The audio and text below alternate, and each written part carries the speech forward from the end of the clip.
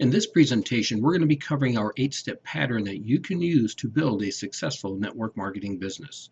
Now, before I get into the details of the pattern, I need to do the disclaimer. What I'm about to share with you is not a guarantee of income. This is merely an example of income based on our comp plan. Your success will be dependent upon what you do, and there is no product purchase requirement to get involved. Now, as you've already discovered by going through the BLC website thus far, there are 3 key components to building a successful network marketing business: the individual, the company, and the system.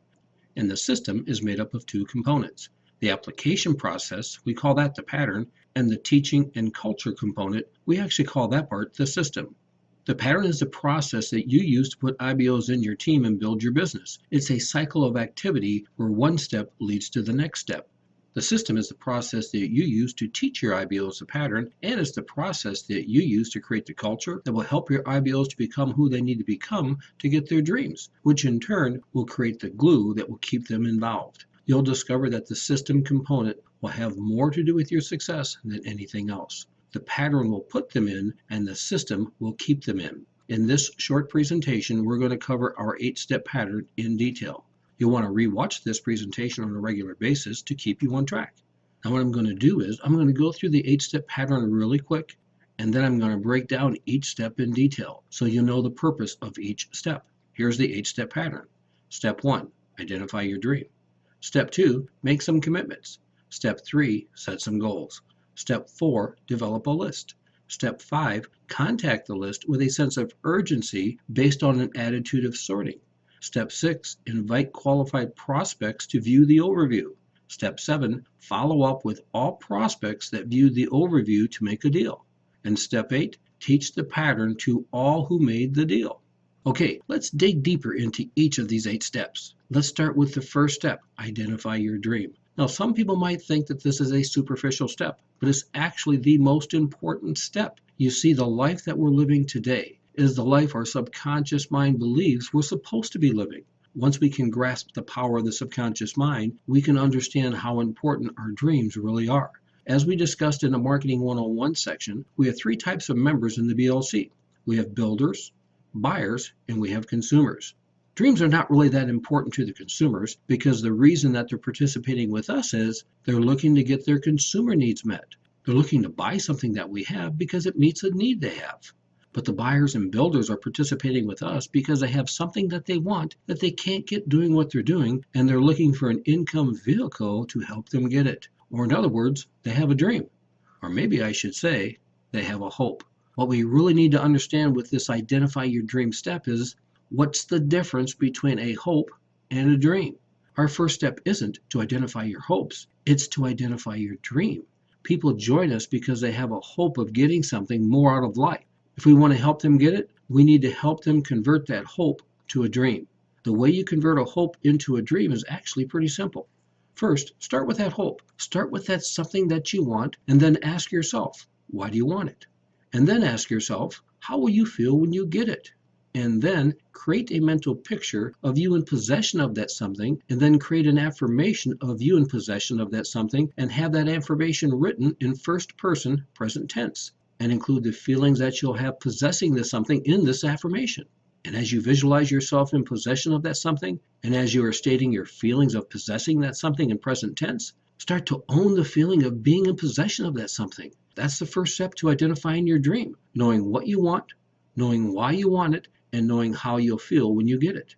Now here's why this is so important. You don't know what you don't know.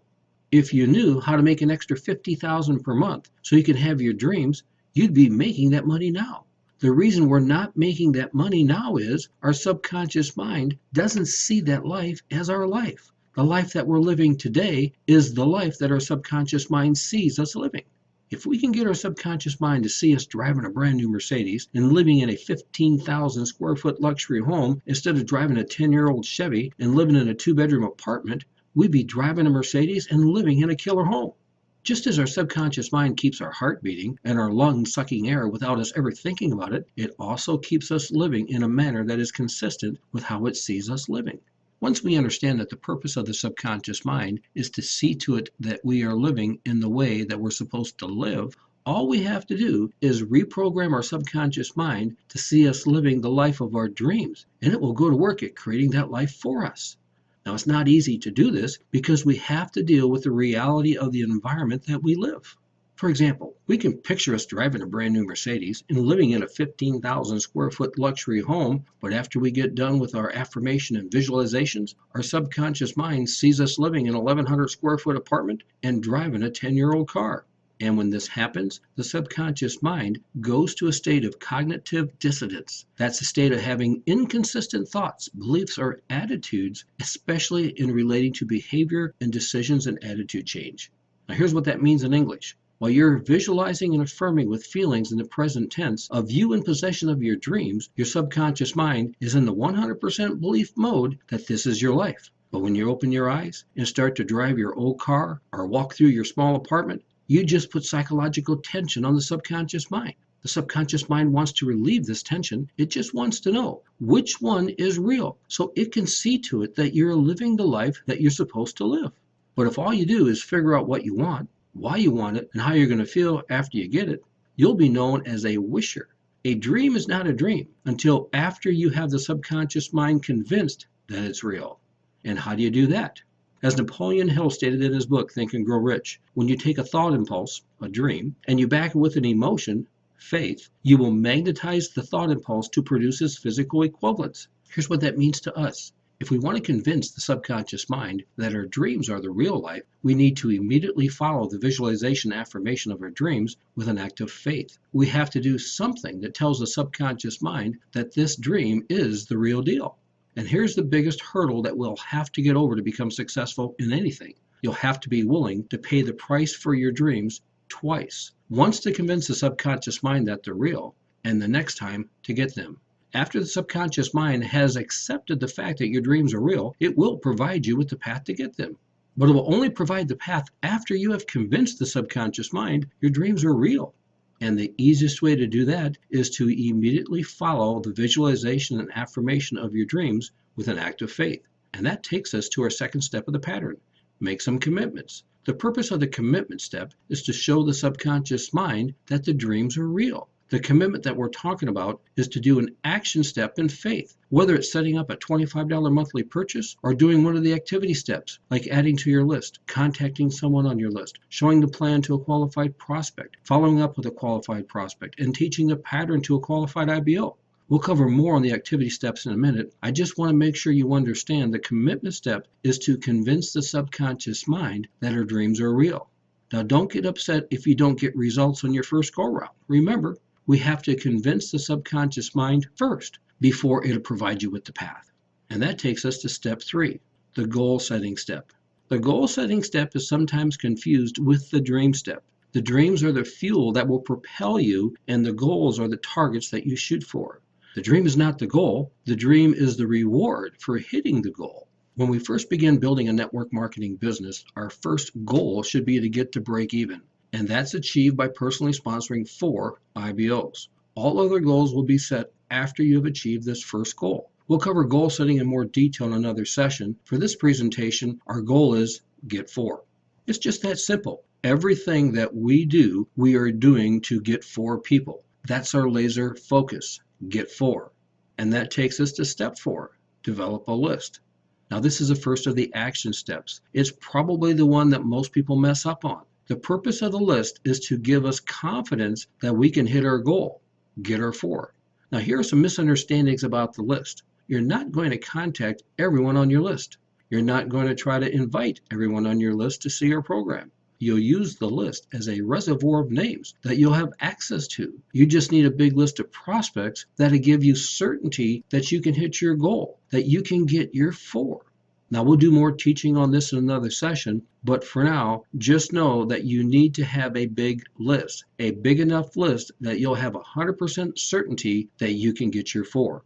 And for most of us, we probably don't have a large enough database of contacts in our cell phone to give us that certainty. So what we've done is we've put together a list broker program that'll provide you with 200 qualified prospects every month. Now think about that for a minute.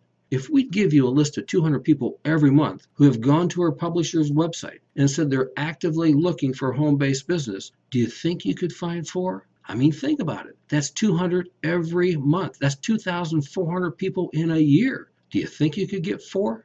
And of course, you have your own contacts too. Just realize we all need to have a big list, because the bigger the list, the more confidence you'll have, and that's the purpose of the list. And that takes us to step 5, contact the list. Now, I think this next bit of information will help you in better understanding the process of building a network marketing business. The purpose of the contact is to see if the prospect fits our profile. It's not to set up a meeting. It's not to get them interested in what we're doing. It's to see if they fit the profile, what we're looking for. We're looking for 4 people who are friendly, open-minded, and who are looking for an opportunity. Once you get this concept down, you'll find contacting is one of the easiest things that you do. You'll feel no pressure. You're just contacting prospects to see if they fit our profile. And if they don't, next. Too many people feel too much pressure about the contact because they think the purpose of the contact is to get the prospect interested in what we're doing. And that's not what we do. Contacting to sift and sort is a lot more fun than contacting to sell. Remember, we don't sell, we interview to sift and sort. We'll give you a lot of different scripts and attitudes that'll help you with this step in future presentations. Here's just one example of how to contact to sift and sort. Let's say you're contacting one of the monthly leads that you received. Your conversation might go something like this. Hello, my name is Jeff, and you and I don't know each other. The reason for my call is I got your name from a list that said you might be looking for a good home-based business. And I was just calling to see if you're still looking, or have you already found what you're looking for? If their prospect isn't looking, it's over. Go to the next one. Remember, you're only looking for 4. If the prospect indicates that they're still looking, then you might say something like this. Hey, if I could show you a legitimate business opportunity that made sense to you, and you could get it set up an activator for only one time out of pocket of $25, and it could generate a monthly income that's more than what you're making in a year, would you be willing to give it a shot and throw $25 into it? If the prospect doesn't say yes, they don't fit our profile. Remember, we're looking for friendly, open-minded people who are looking for an opportunity. And the purpose of the contact is to sift and sort through the prospects looking for qualified people. Sifting and sorting is fun, and convincing is painful. We don't contact to convince. We contact to sift and sort.